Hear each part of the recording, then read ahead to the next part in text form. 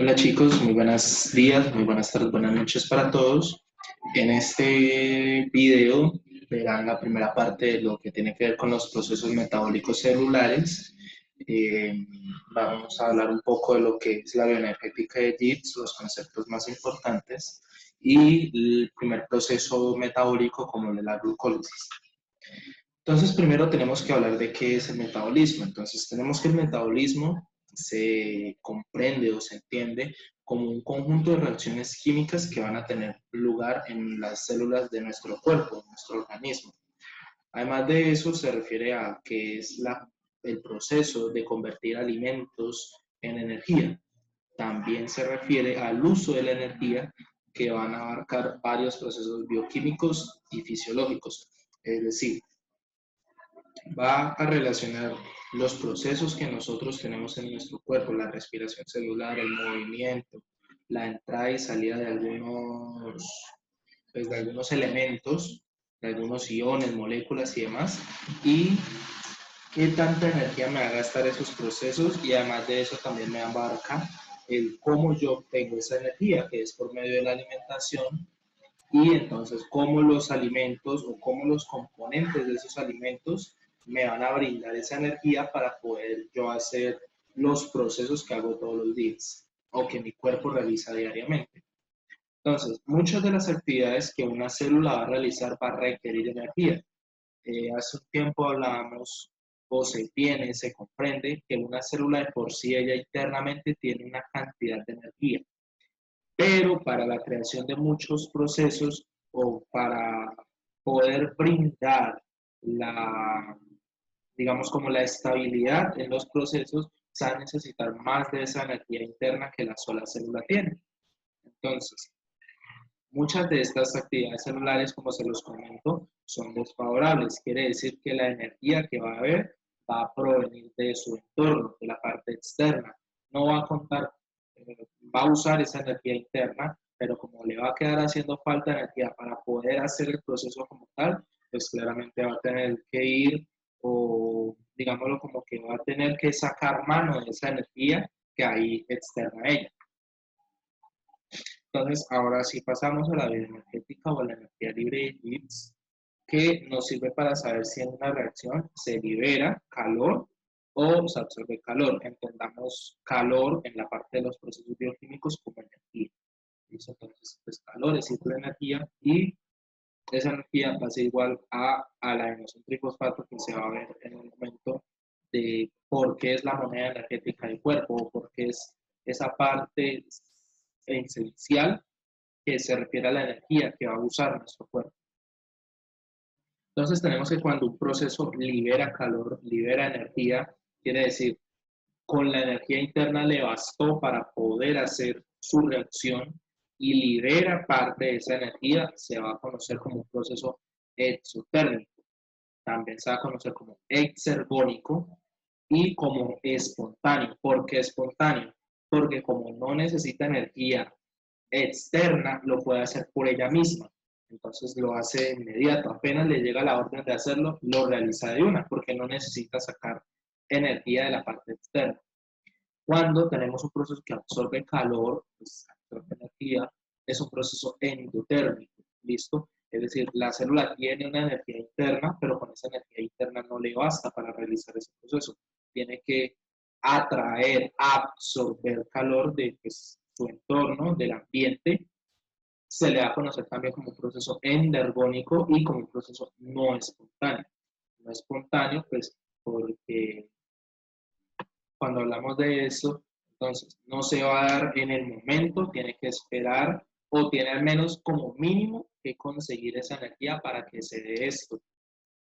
Todos estos términos también nos funcionan, nos sirven para evaluar la espontaneidad de un proceso, es decir, qué se necesita para que este proceso se dé, si se necesita energía externa o si con la sola energía de la célula es suficiente.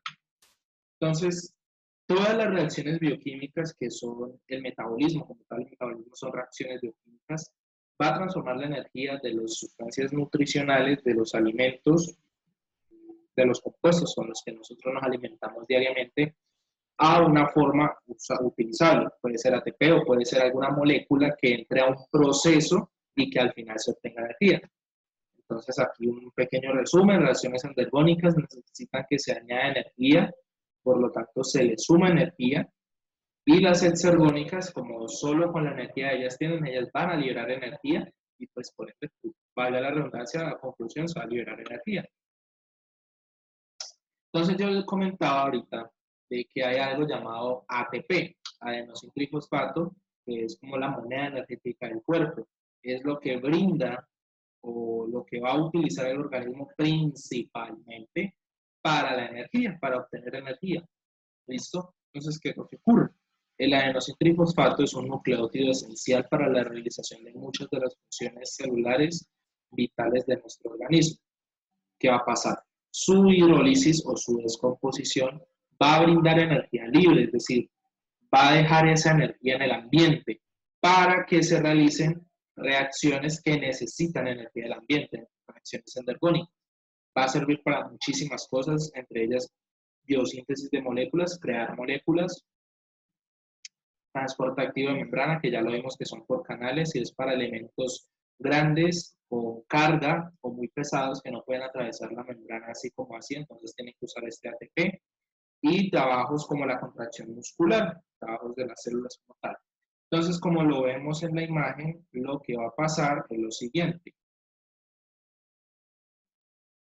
Cuando estas uniones que tenemos acá, estos son fosfatos, ¿vale? Entonces, un fosfato, dos fosfatos y tres fosfatos. Por eso se llama adenosin trifosfato. ¿Listo? Entonces, ¿qué es lo que ocurre? Cuando esos enlaces que hay entre los fosfatos se rompen, ese rompimiento, por así decirlo, esa destrucción de ese enlace, lo que va a pasar es que eso me va a liberar energía. Entonces, por un lado me libera energía y por otro lado me va a dejar un fosfato libre. ¿Listo? Me va a dejar un fosfato libre. Y ya no van a ser tres fosfatos, sino que van a ser dos fosfatos, ¿vale? Cuando yo tengo dos fosfatos, por ejemplo, este se fue. Yo tengo estos dos fosfatos y se me rompe esta reacción, aquí se rompió esta.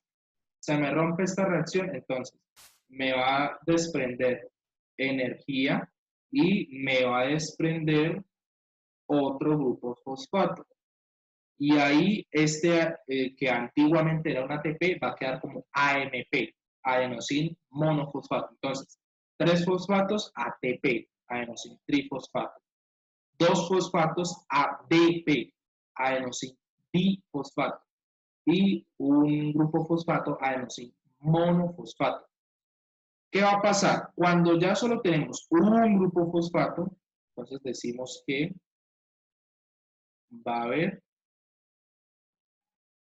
AMP. Esto es igual a ¿qué? A un fosfato. Cuando hay AMP, este AMP ya no me brinda energía. ¿Listo? Como no me brinda energía, entonces lo que tiene que hacer o lo que tiene que buscar ese AMP es sumar grupos fosfato para que se vuelva un adenosin difosfato o un adenosin trifosfato. ¿Listo? Entonces, el ATP es la moneda energética del cuerpo, se va degradando la unión de esos fosfatos y cuando tenemos AMP, la presencia de este AMP, siempre, bueno, cuando hablamos de metabolismo, va a ser un indicio, un indicador de que no hay energía suficiente en el cuerpo. Entonces empieza la parte pues, de que el cuerpo necesita esa energía y pues va a empezar algunos procesos metabólicos para buscar energía de otras maneras, ¿listo?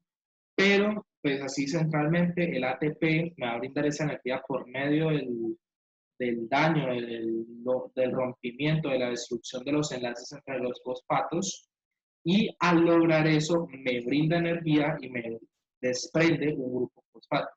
Y la presencia de AMP, que es adenosin monofosfato, es decir, un solo fosfato va a tener, como eso ya no me puede brindar energía, entonces necesita que se unan grupos fosfatos para que se me dé esa energía, ¿vale? Entonces, esa es como la parte esencial de lo que hay que entender de ATP en esta parte. Entonces, ahora vamos a pasar a la siguiente diapositiva. Entonces, ahora pasamos a la glucólisis. Listo, pasamos a la glucólisis. Entonces, se cree y se entiende que la glucólisis es el primer proceso metabólico que existió por dos condiciones. Es un proceso anaeróbico, es decir, no va a necesitar que las células tengan oxígeno para poder realizar ese, digamos, ese proceso metabólico, y es un proceso que va a ocurrir en células eucariotas, como las de nosotros, los de los seres humanos, y en células procariotas, es decir, células menos desarrolladas que las de nosotros. Entonces, algo que, digamos, hay que quitarse de la cabeza un poco, por así decirlo, es que la glucólisis es importante porque es la primera que se da cuando nosotros nos alimentamos. Entonces, al nosotros alimentarnos, esa glucólisis es lo primero que se va a dar, el primer proceso metabólico para obtener energía. Pero no es la que me brinda más energía. Eso no. ¿Qué es lo que ocurre? La glucólisis es importante porque el producto que me da la glucólisis, digamos, el producto más importante que me da la glucólisis, no es energía libre como tal. Ya ahorita lo vamos a ver con los productos de la glucólisis. Sí me da energía, claramente, pero digamos que no es un proceso metabólico rentable. ¿Listo? Ahorita vamos a ver que no es una rentabilidad muy alta de energía, pero sí es muy importante porque es la principal, bueno, es el principal proceso metabólico para obtener algo llamado acetil-CoA. Y eso sí va a ser supremamente esencial para en el futuro poder entrar a muchísimos procesos metabólicos más y ahí sí empezar a obtener más ATP, más energía que en la propia glucólisis. Entonces, la glucólisis número uno es la que primero ocurre a nosotros alimentarnos. Entonces, nosotros comemos y lo primero que ocurre es glucólisis. Segundo, la rentabilidad de la glucólisis en cuanto a ATP no es muy alta. La glucólisis me va a dar ATP, pero como también me gasta ATP, entonces hay que ver la diferencia entre inversión y ganancia, ¿ya? Por eso no es que sea muy rentable. La rentabilidad, o más que la rentabilidad, la importancia de esta glucólisis es su producto final, el acetil-CoA, que me puede entrar a muchos procesos metabólicos, entre ellos el ciclo de Krebs, para poder obtener esa energía que está necesitando mi cuerpo. Entonces, ya teniendo eso en cuenta, ¿cuáles son las famosas reacciones de la glucólisis o qué es eso de la glucólisis? Entonces, primeramente vamos a tener la glucosa. La glucosa es ese alimento del cual, o esa parte que se obtiene de los alimentos que nosotros estamos consumiendo. Esa glucosa, perdón, se va a convertir en glucosa 6-fosfato. Aquí en este proceso, entonces vamos a hacer como el conteo, por así decirlo. Aquí, en este proceso, ya estamos gastando un ATP. ¿Listo? Cuando la glucosa se convierte en glucosa 6-fosfato, ya se empieza a gastar un ATP. Esa glucosa 6-fosfato se me convierte en fructosa 6-fosfato, normal. Luego esa fructosa 6-fosfato se me convierte en fructosa 1,6-bifosfato. Aquí se me gasta otro ATP. ¿Listo? Aquí ya va 2 ATPs que hemos gastado. Igual aquí en la gráfica lo pueden ver. El ATP se me convierte en ADP. Quiere decir que se perdió un grupo fosfato y teniendo en cuenta lo que vimos ahorita, se está gastando energía. ¿Listo? A partir de esto pasa algo muy interesante y muy importante, de hecho, y que es que lo que va a ocurrir es que a partir de que ya tenemos la fructosa 1,6-bifosfato, voy a cambiar el color que casi no se ve. A partir de que tenemos la fructosa, se confunde, ¡ay Dios! Cuando ya tenemos la fructosa 1,6-bifosfato, lo que va a ocurrir es que la glucólisis se va a dividir en dos grandes partes. En ambas partes va a ocurrir exactamente lo mismo, pero es importante, comprender esto. ¿Por qué? Porque a partir de esto también, digamos que se va a dividir la glucólisis en una primera fase y en una segunda fase. ¿Listo? Entonces, por un lado, la fructosa 1,6-bifosfato se convierte en gliceraldehído 3-fosfato y por otra va a ocurrir algo interesante. La fructosa 1,6-bifosfato primero se convierte en dihidroxiacetona fosfato y luego ahí sí se convierte en el gliceraldehído 3-fosfato. Y noten que aquí hay gliceraldehído 3-fosfato y aquí también hay gliceraldehído 3-fosfato. Entonces, aquí en este punto, cuando ya tenemos ese gliceraldehído, es que decimos que a ambos lados de, ¿cómo se los digo? Como del proceso, por así decirlo, va a ocurrir exactamente lo mismo. Es decir, va a ocurrir el mismo proceso dos veces, ¿vale? Entonces, este gliceraldehído 3-fosfato se me convierte en 1,3-bifosfoglicerato. Aquí va a pasar algo muy importante y es que el NAD+ se me va a convertir en NADH, es decir, se me va a unir un hidrogenión y esto es importante porque este NADH luego él se va a ir al ciclo de Krebs, perdón, al ciclo de Krebs no, lo siento, eso se llama transporte de electrones, ¿ya? Él se va a ir a la cadena de transporte de electrones, donde nos va a dar la oportunidad de poder obtener más energía. Ya luego eso se ve después. Además de eso, bueno, ahí tenemos esa parte. Cuando el 1,3-bifosfoglicerato se me convierte en 3-fosfoglicerato, aquí pasa algo interesante, y es que, como les mencionaba ahorita, cuando el ADP quiere convertirse en ATP, se le agrega un fosfato. Entonces, ¿qué va a pasar aquí? Como lo vemos, el ADP se convierte en ATP, por lo tanto, aquí se perdía ATP, aquí se está ganando ATP. Pero recordemos que como todo esto ocurre dos veces, aquí a un lado ocurre, aquí en el otro lado también. Entonces, esta ganancia de ATP se da por dos, por las dos columnas que hay. ¿Listo? Entonces, ya ahí tenemos esa parte. Luego, ese 3-fosfoglicerato se convierte en 2-fosfoglicerato. Ese 2-fosfoglicerato se convierte en fosfonolpiruvato. Y aquí entra otra reacción muy importante. Y es que el fosfonolpiruvato se me va a convertir finalmente en piruvato. Que este es el producto importante. Este piruvato. Este piruvato luego se va a ir a otro proceso para convertirse en lo que les mencioné ahorita, en el acetil-CoA. Entonces, el producto final de la glucosa es el piruvato, que va a tener muchísimos posibles destinos. El principal es irse a convertir a acetil-CoA para entrar al ciclo de Krebs. Pero también es importante esto porque vean aquí que aquí hay otra ganancia de ADP hacia ATP. Entonces, yo aquí tengo otra ganancia de ATP, ¿ya? Pero como les decía ahorita, como esto ocurre dos veces, a un lado y al otro lado ocurre lo mismo, entonces esto se va a dar por dos. Entonces, finalmente, ¿cuáles son los productos de la glucólisis? Entonces, tenemos que los productos de la glucólisis, tenemos que los productos de la glucólisis van a ser tres muy importantes. 4 moléculas de ATP, ¿listo? Ganamos 4. Aquí hay 1, 2, 3, 4. Pero como aquí arriba se gastaron 2, entonces tenemos que hacer equilibrio entre ganancia e inversión. Así que únicamente estamos obteniendo 2 moléculas de ATP como ganancia neta. Lo que les comentaba, que no es que sea el proceso que más ATP me dé. Me da 2 moléculas de NADH, que ella se va a ir a la cadena de transporte de electrones para sacar mucha más energía que la propia glucólisis.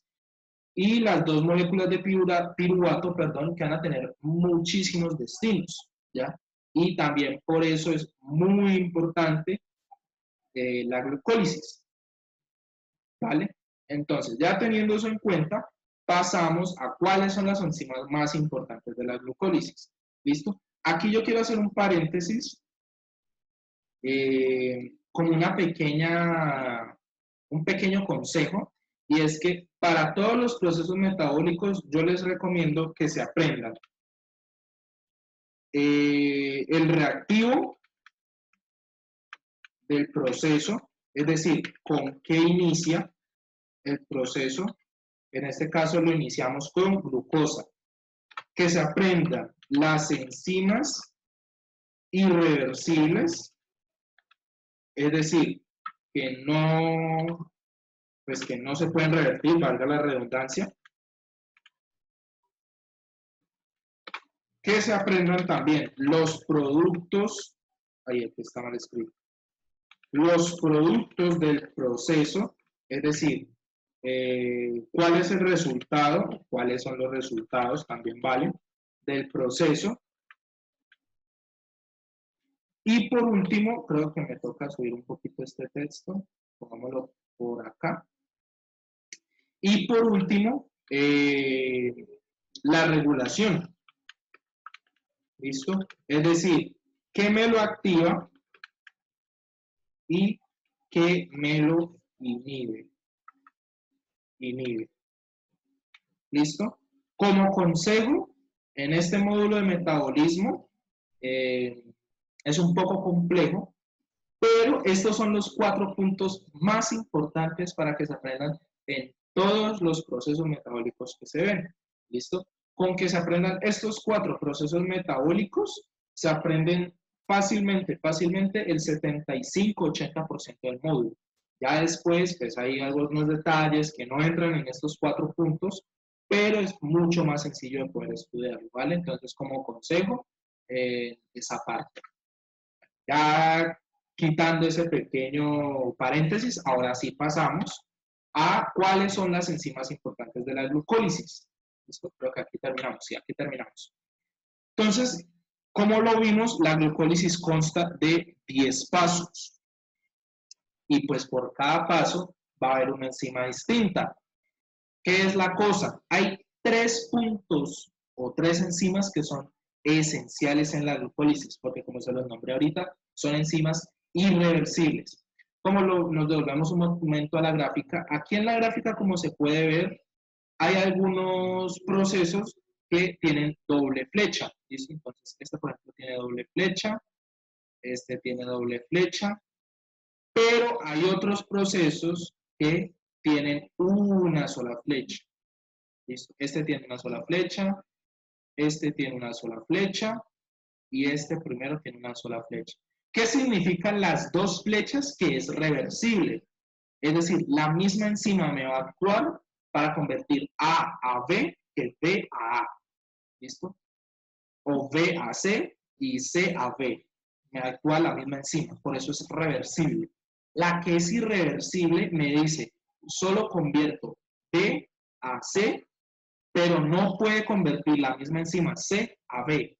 Y es muy importante porque hay un proceso que ya luego verán pronto, que es todo lo contrario a la glucólisis. Es decir, de glucosa a piruvato, eso es glucólisis, perdón. El contrario a la glucólisis sería piruvato a glucosa. Y esas 3 enzimas, como son irreversibles, tienen que cambiar. Y pues en la parte de la glucólisis son las más importantes porque en 2 de las irreversibles tenemos que se gasta ATP. ¿Listo? Entonces, digamos que también es una clave como para recordar en dónde se pierde ATP en la glucólisis. Y en la tercera reacción tenemos que se gana ATP. Entonces, también es una pequeña clave para poder recordarlo. Entonces, ahora volvemos a pasar a la siguiente diapositiva. Teniendo eso en cuenta, las 3 enzimas que me van a actuar ahí van a ser en orden. La hexocinasa o hexoquinasa, que es la de acá. La fosfofructoquinasa 1, ¿listo? Que es esta de aquí. Y la cinasa o quinasa de piruvato, ¿listo? Que es esta última de acá. Entonces, esas son las 3 enzimas más importantes porque son enzimas irreversibles. Y pues aquí tenemos las otras, fosfoglucoisomerasa en el segundo proceso, la aldolasa, la triosa fosfatoisomerasa, y bueno, todo el resto de las enzimas que tiene la glucólisis. Estos tres puntos también son importantes de las enzimas irreversibles porque aquí ella va a tener tanto activadores como inhibidores y es importante también poder recordarse esto. ¿Listo? Si existe la presencia de un activador, pues va a seguir la secuencia, va a seguir el proceso y si hay un inhibidor, se detiene totalmente el proceso. ¿Entendido? Además de eso, esto es la regulación, digamos, molecular, por así decirlo.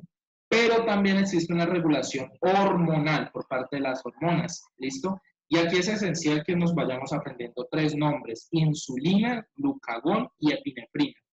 Son tres hormonas que van a ser esenciales y van a ser las que van a regular la mayoría de los procesos del metabolismo. Entonces, aquí no vemos la presencia de la epinefrina, pero vemos la presencia de la insulina y el glucagón. Entonces, si tenemos insulina, sí se va a dar la glucólisis, la insulina va a ser un activador de la glucólisis, en cambio, el glucagón va a ser antiglucolítico, es decir, va a ser un inhibidor directo del proceso de la glucólisis. Así que ya dependiendo de cuál sea la hormona que está actuando en el organismo, se da la glucólisis o no se da la glucólisis. ¿Listo?